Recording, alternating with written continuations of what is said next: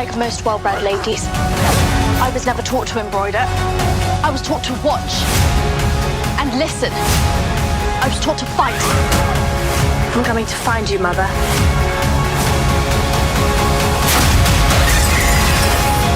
You don't know how to embroider?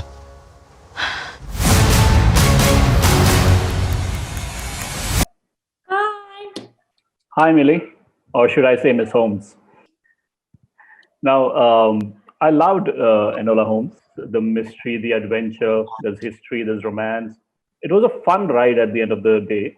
Was it as much, the making of the film, as much fun as it was for us to watch it? Yes, yeah. I mean, when people watch the film, they always say it looks like so much fun, like to film. And it genuinely was so much fun. We filmed it in London in the summertime last year, and we really had the best time filming. Most of it was real, what we were doing. So it was really, we did create a world that we really did live in. But did you have the responsibility of handling a film which had you in the title role? Was that a burden on you at any point? No, I mean, at first, I was a little nervous, but I actually got very comfortable and used to it after a few days of working and playing her. But no, I don't think it was. I mean, at times it was challenging, but for the most part, it was just a lot of fun. If I have to stay hidden from my brothers, I must become something unexpected. A lady. All right. So when you watch Enola Holmes, you're also transported back in time to late 19th century England, when women were fighting for the right to vote. In today's time, do you suddenly feel things which you take for granted were something that people had to fight for back then, and it's something that we take for granted today? I'm incredibly mindful for the incredible and brave women that came before me.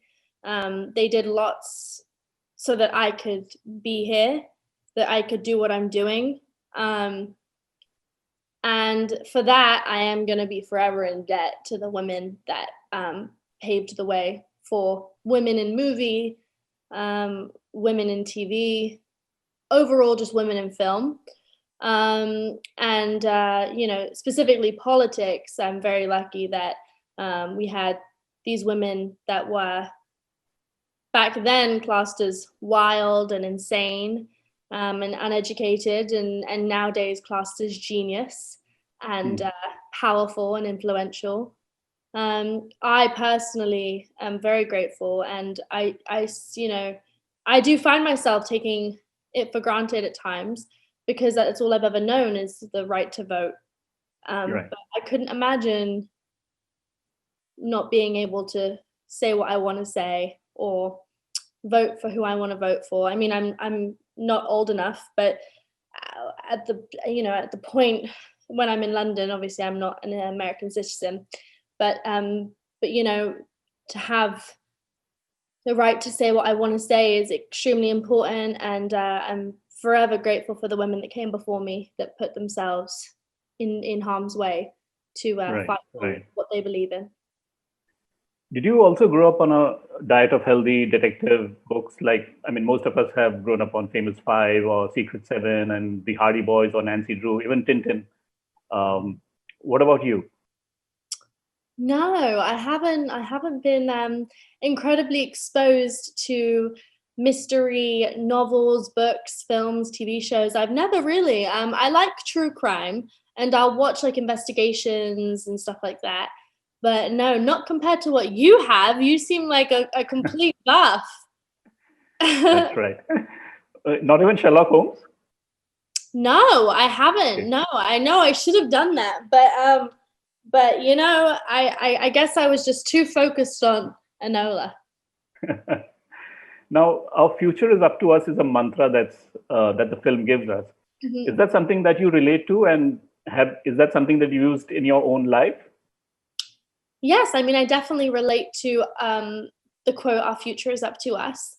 I do a lot of work with UNICEF, and I'm a UNICEF Goodwill Ambassador. So with that role, I understand the responsibilities I have to take. And that mantra is something that I definitely will stick by, because our future is up to us. And I believe that if we have an educated generation, the future will change, the world will change. So that is something that I'm definitely going to stick by, especially with my work with UNICEF. I definitely will use it within my life, because at the end of the day, we are the next generation to live in this world, so we might as well change it while we can. Now, you must have got a lot of offers after Stranger Things. What's the one thing that you look for in a script when before you accept it? Do you go with your gut feeling, or do you look at the team which is bringing you the film? I like to do things that are different. Because obviously I did 11, who is extremely different to any character I've ever played before.